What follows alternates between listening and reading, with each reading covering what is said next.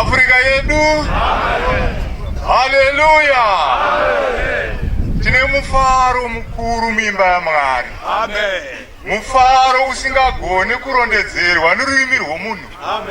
Nekuda kwezvataitirwa naMwari pano.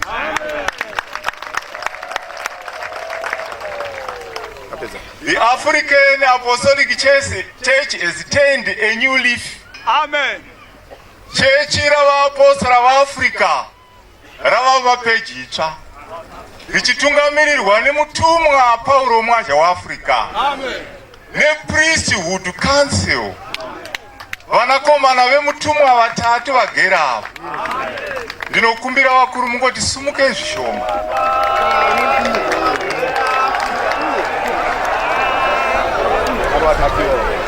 Tinotenda tapiwa.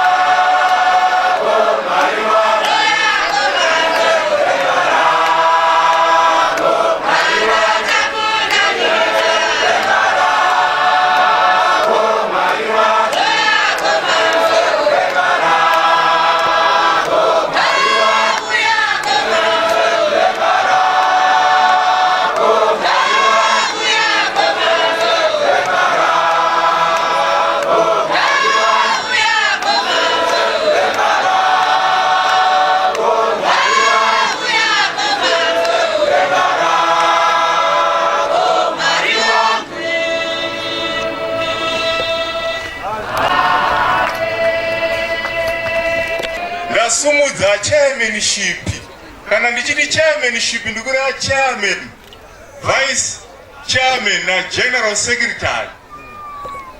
Bishop Elson Tafa, Bishop Richard Juru, Bishop Cheta.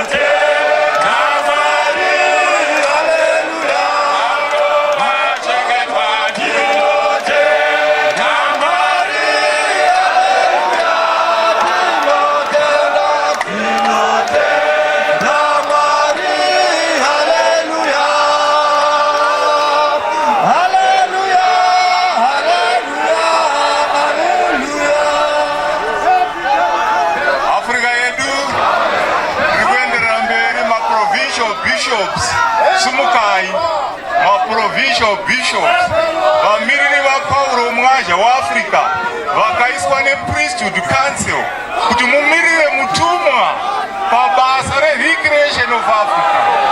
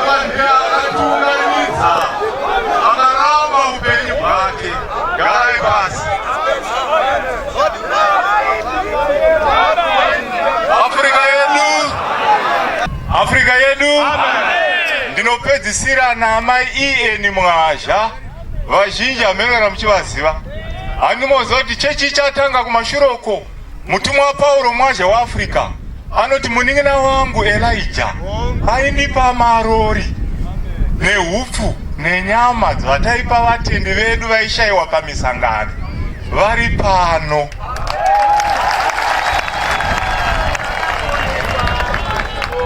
Sumukai.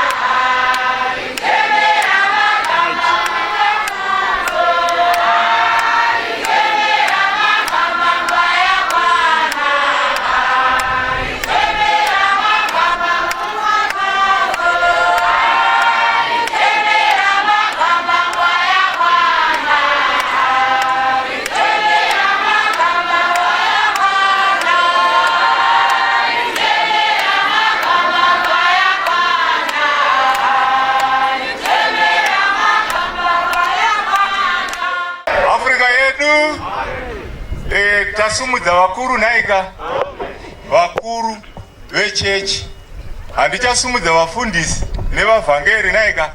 Tinozivana, wakacheuka parutivi rwako uri kuona Mwari naika, wakacheuka parutivi rwako uri kuona Mwari. Tiri kuona Mwari, taunganidzwa neakatumwa naJesu, watiri kudzokera kumashure pakurangarira 103 years backwards, makore 103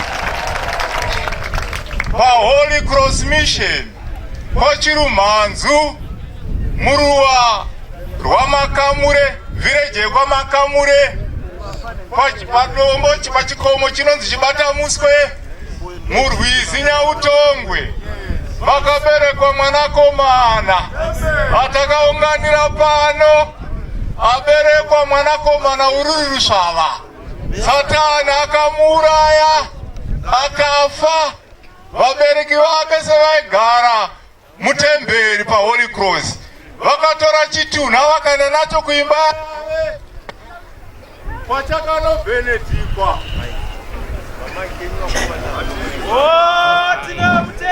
Vakatora chitunha vakaenda nacho kuimba yave kwachakanobhenedhikwa naFadha Shimiti achiti, Pauro, tinokubhenedhika muzita raYave neramwanakomana neramweya musande, achingoti amen.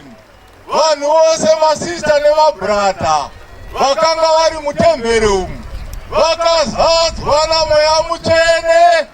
Mwanakomana uyo achivhamuka, Mweya Mutsvene achidanidzira achiti, mwana uyo amudzirwa basa, mwana uyo amudzirwa basa, mwana uyo amudzirwa basa.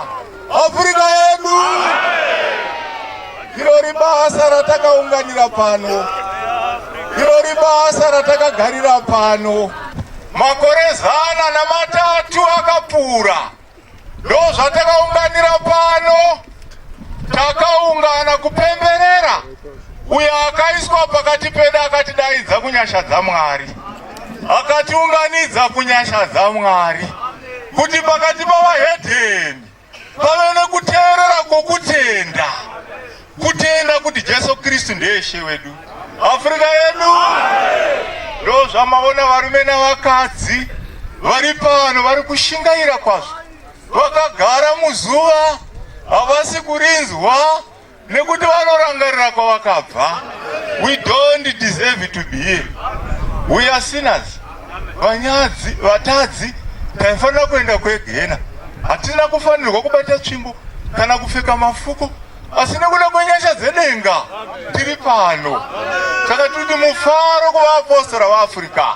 Makarwirwa, makadzikinurwa, maunganidzwa maari.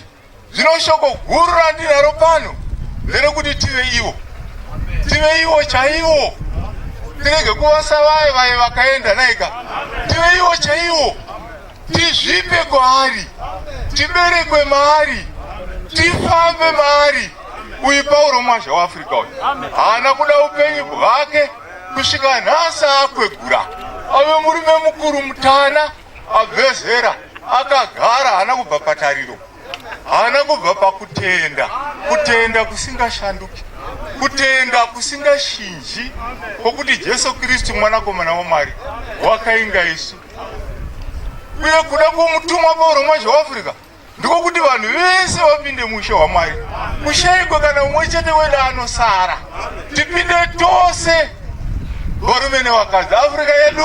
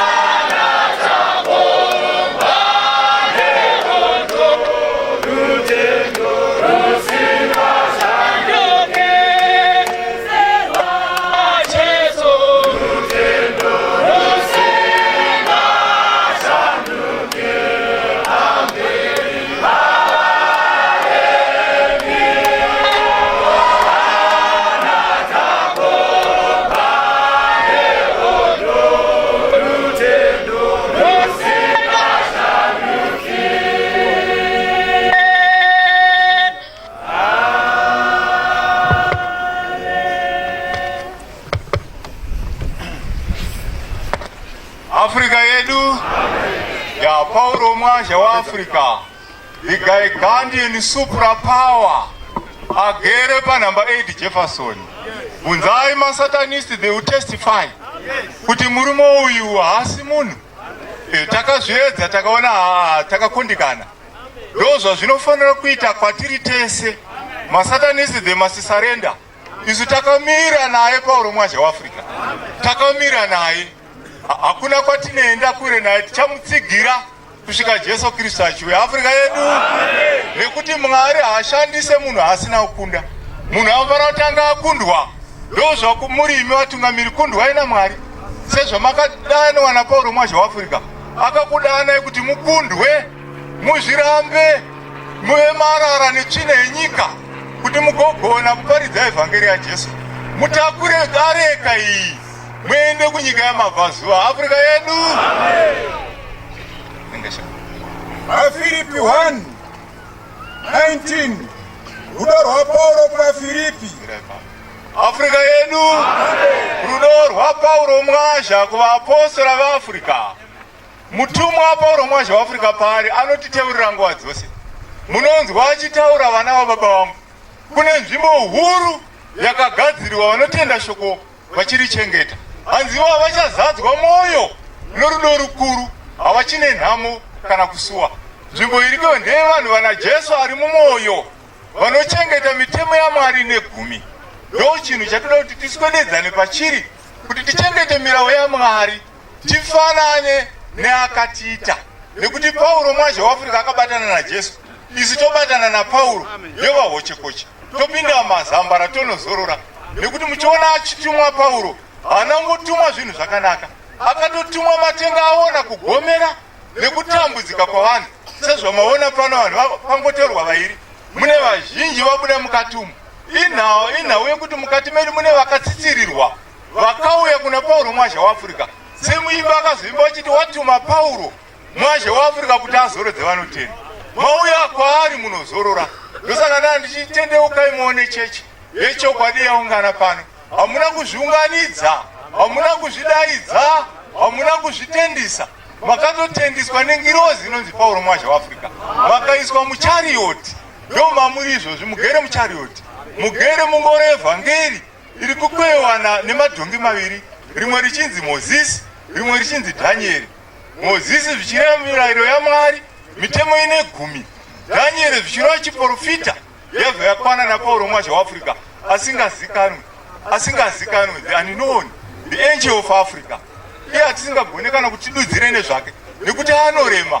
Ngirozi mudenga mudzino muti baba, mudzino muti mudzidzisi. Zvinezvi hatizive kuti kana tichiti mudzidzisi tiri kugona here. Ndambotaura ndakati hatina kufanira, we don't deserve.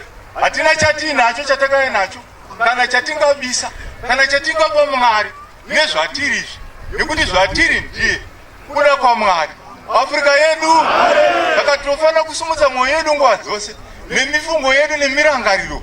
Tifunge zvatakaitirwa naMwari, kuti Mwari akatisa mucheche yechokwadi, akatipa vatungamiri vechokwadi, vanoda Mwari, vanoda nhume, vanochengeta mitemo ine 10, vanofamba mutsika zvakatongwa nedzakarayirwa, uye nevakadzi veruwadzano. Vanhu vakadzi vakuru vaidzidzisa vakadzi vadiki kuti vabate dzimba dzavo nezivo. Varume vakuru vari varume vakuru vanoda Mwari, vanofamba zvakanaka, vasingakarire pfuma yakaipa, vatsvene vakarurama. Ndo zviri kudiwa chete. Yadaro recreation of Africa yakwana. Kana isina kudaro hanzi ndeimwe evhangeri, ndeimwewo chechi. Iyi yakatumwa Paulo Mwasha waAfrica nayo inoda vanhu vese vese, inoda Mwari, inoda Jesu, inochengeta mitemo ine 10. Rudo pamberi, handizvo here? Kuda Mwari nerudo rwako rwese, ogodawo kwako sekuda kwavo kwaunozviita iwe. Tichitarisana, ndatitarisa uchiona Mwari parutivi rwako. Handina mbofunga kuti tingaunganidze zvizvi. Vamwe vanotsvaka zvishamiso. Ichi ndo chishamiso chikuru chaitwa naMwari nhasi, uye tarisai kuri kubisa. Asi Mwari nokuziva kuti muri vanhu vake, Mwari anokudai, ari kuisa makore pachitonhorera. Vamwe vanotsvaka zviratidzo zvikurukuru. Aiwa, izvozvo zviri kuitwa naMwari pakati pedu zvikuru, zvinotipedza matemukanwa. Tinoshaya kutotaura kuti kudii, todudzira kudii, kuti kudii paevhangeri.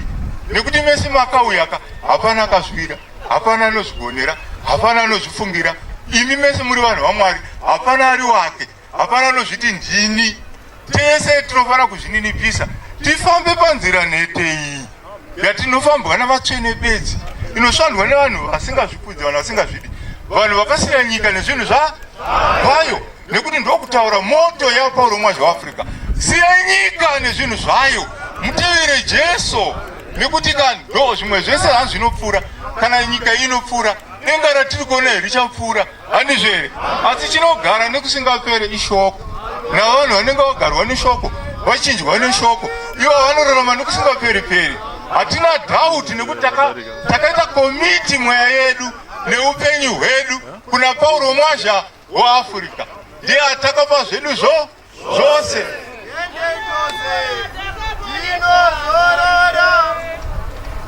Nokuti ndinozwa kuti nokuda kwokumbira kwenyu nokusimbiswa kwomweya waJesu Kristu, izvo zvichakuponeswa kwangu.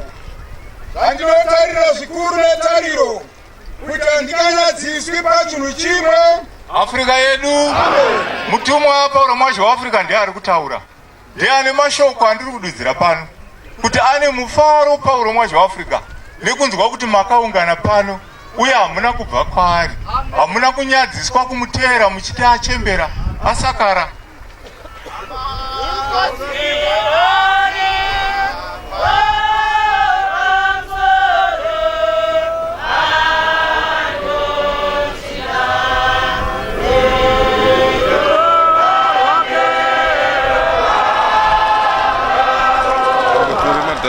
Dzina Mwari Baba naJesu haana kuvasiya kana kuvaregedza.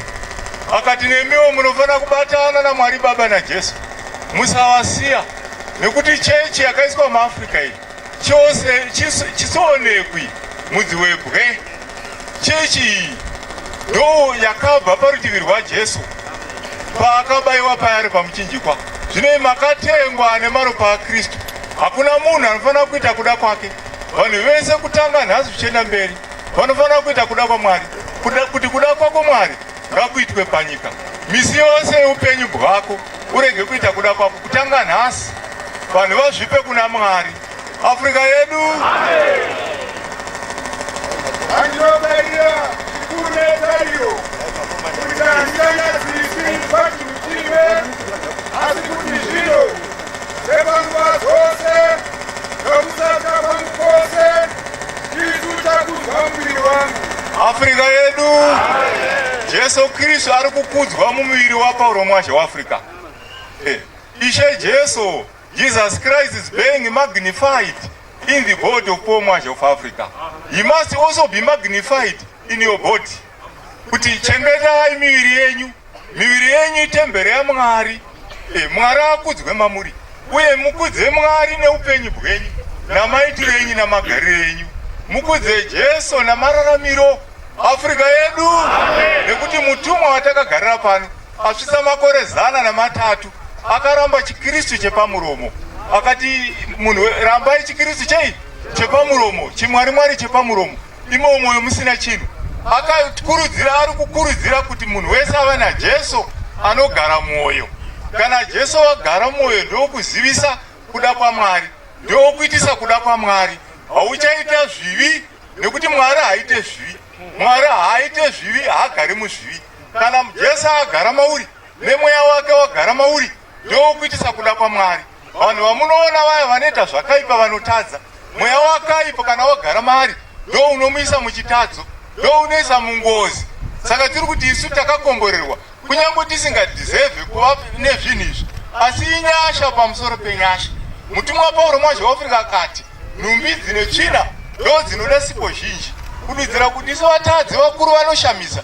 Nyasha dzaMwari dzakawanzwa kwatiri kuti tiparidze evhangeri yekukosha kwezita raJesu nekushamisa kwokuponesa kwake, zvichitanga muno muZimbabwe, tevere paAfrica nepasi rose, kusvika kumizinda 5 yakapiwa Pauro Mwazha weAfrica naMwari Baba naJesu Kristu vakamutsa kwakafa. Nekuti maapostoro asina kubva kuvanhu, nemiwo muri zvapupu, muri uchapupu hwokuapostoro hwaPauro Mwazha weAfrica. Kunyange ari muduku hake kuapostoro vamwe vakamutangira, asi haasi muduku, nekuti mabasa makuru esimba akaitwa naye imunoaziva. ndingadudzira asi munoaziva ekuti mapofu ari kusvinudzwa nezita raJesu, mbeve dziri kutaudzwa nezita raJesu, vamatsi vari kunzwa nezita raJesu, mheta makumbo dziri kufambiswa nezita raJesu, nekuti mabasa makuru esimba ari kuonekwa muchechi yaMwari. Afrika yedu asi kuti zvino sabongo dzose nokusatya kwangu kwose Kristu chakudzwa mwiri wangu, kana noupenyu kana nokufa. Afrika yedu akapika Paulo mwazha waAfrica kuti hapana chimwe chinhu chichakudzwa pakurarama kwake kunze kwaJesu. Nesuwo ngatidaroi, ngatinzwe mwoyo yedu ichipisira kumuda, timude kupfuura zvose zvinodikanwa zviri pasi pezuva, timude kupfuura zvose zvinganzi zvinokosha munyika, nekuti dzidziso yatakapiwa naPaulo mwazha waAfrica inotibvisa panyika ichitisa mudenga, ichitibvisa paupenyu huno ichitisa mupenyu husingaperi nekusingaperi-peri. Zvino kana ndichirarama panyama, izvo zvichandipa zvibereko zvinobata kwangu.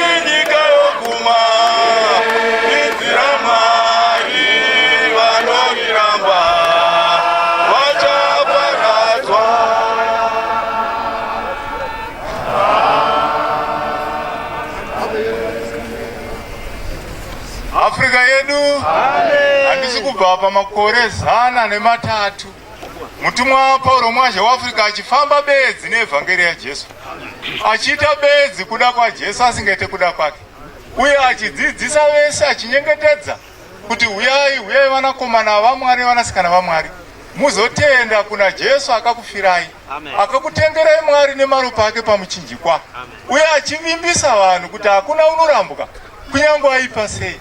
Vatadzi vanoshambwa neropa raJesu, vachinaka vachiita sevasina kumbotadza, vachirurama vachikudza Mwari kupfuura ivo vanozviti vobvo.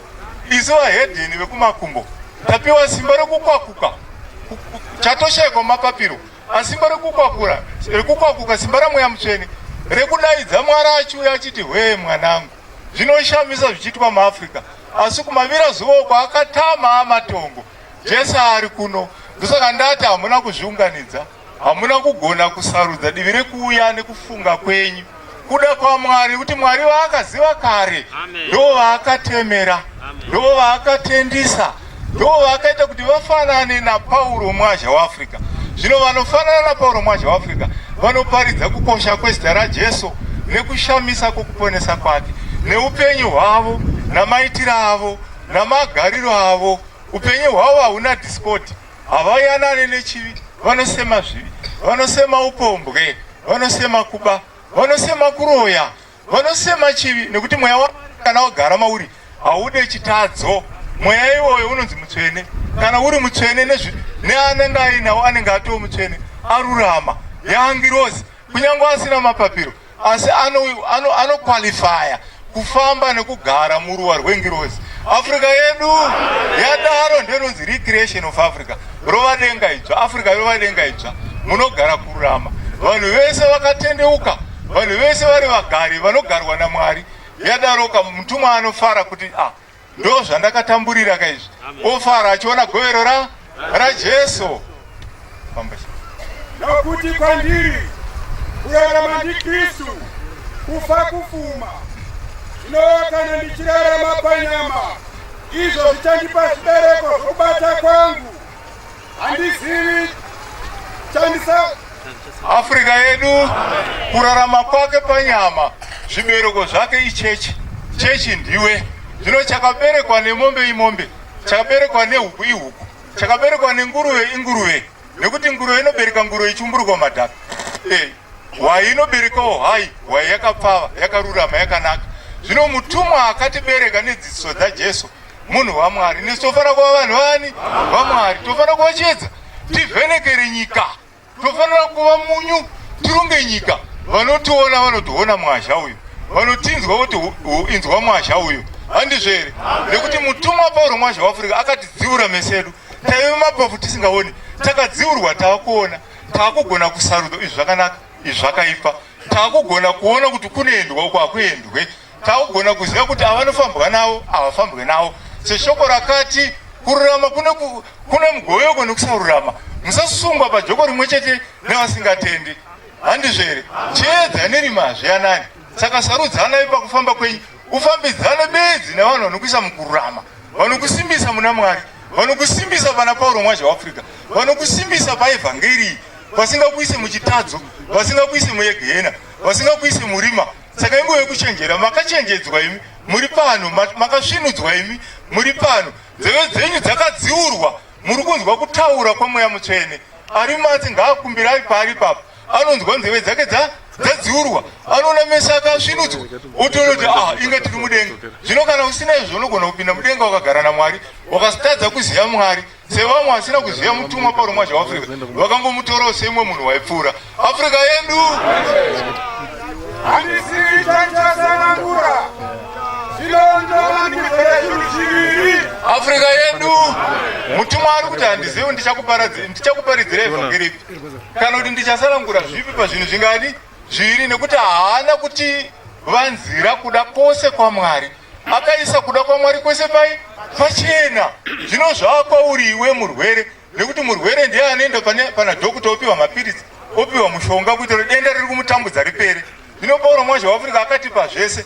Nhamo hei kuna anorutsa kudya kuri kuuya nemutumwa Pauro mwazha weAfrica, anorutsazve kurapwa kuri kuuya naPauro mwazha weAfrica, anoramba izwi renhume. Munhu ane nhamo achafira muyegehena achitsva nemoto nekusingaperi-peri, asinganzwirwe tsitsi, nekuti vaya vasina vakatsika ropa rembudzi namakwai vachitsitsirira pasi, hanzivawo kana vairobwa namabwe vachitakwa. Ko zvikuru sei vanotsikirira ropa remwanakomana Jesu rakauya nemutumwa Pauro mwazha weAfrica muno muAfrica? Zvikuru sei vanhu ivava vanoita neglect salvation, vanofa vasinganzwirwe tsitsi. Kunyangwe nesu tiri pano tambonzwirwa tsitsi taungana kudai, vanhu vakadzokera shure vakanoita mano-mano, Mwari anovaramba, anovasvipa. Zvinoizvi hatisi kudzokera shure, hatidi kurambwa, toda kuramba takabatana naMwari tichienda naye tisvike mudenga rake. Africa yedu zvinondimandisa zvinhu zviviri. Zvinoda kubva kuti ndive naKristu, nokuti ndizvo zvinopfuura nokunaka, asi nokuda kwenyu zvakanaka kuti ndigare panyama. Zvinonditenda chinhu ichi, Afrika yedu, mutumwa Paulo Mwazha waAfrica ari kuti nekuda kwedu, nekuti munoona Ishe Jesu paya asati akwira kudenga, akaitwa magnify, pakauya Mozisi na Elia, akava nawo. Peter anakirwa akati ngativake matumba pano nekuti denga rinonaka, zvinhu zvokudenga zvotapira, akati ngativake matumba. Zvino Paulo ndo zvaari kutaura kuti indaidawo kuti ndiende ndimbonogara naShe takatarisana chiso nechiso, asi nekuda kwenyimimi manje ndichagara. Zvino tarisai munesha dzatiri, do we deserve that? Kuti mutumwa ari kutoti zviri nani undigare nemi, ndikusimbise muna Kristu, ndikurwire pamapere, nekuti musango mune mapere ndo munogara mufudzi. Mufudzi anogara pedyo namakwai, musango mune mapere, kuitira kuti bere kana rouya achirova, handiti muri kumurota Paulo Mwazha waAfrica achiuya achikurwire pamweya yengozi, mweya yemasatanisi, mweya yavaroyi, zvese zvinomanikidza Paulo achinakura netsvimbo yake.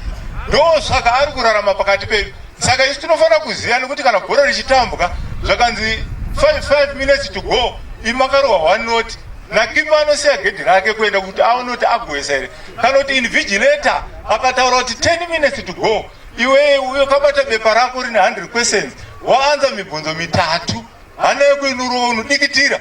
Saka ndokuda kuti mutumwa ari kutaura kuti it is time of the end, ingo yekuti tidikitire nekutsvaka Mwari, titsvake Mwari pese pese patiri, kunyange Mwari asiri kure nesu, asi titanzodzire kumutsvaga kwazvo kuti tigova vanhu vakakwana. Handizvere?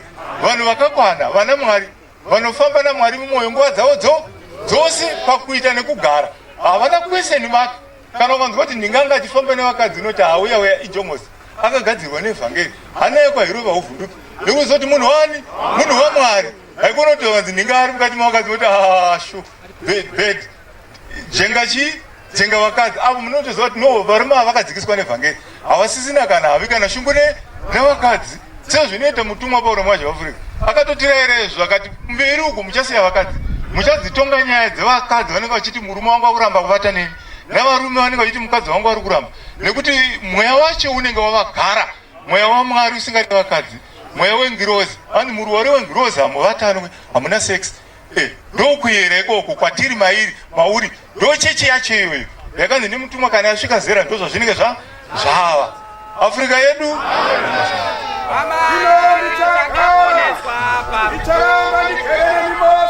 Afrika yedu, hanzi ndicharamba ndigere nemi mose, kududzira kuti Paulo Mwazha waAfrica anesu, anogara nesu, achagara nesu.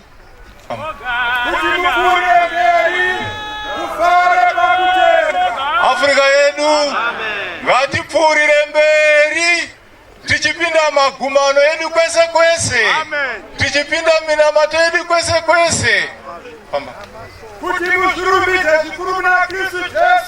tichizvirumbidza zvikuru muna Kristu Jesu, pamusoro paPaulo Mwazha waAfrica nepriesthood council yake yagadza nhasi, nekuti vakuru vedu vakare vakati yaita sengwarati, yayarutsa ngwarati, yawana chokukwira nacho pachuru.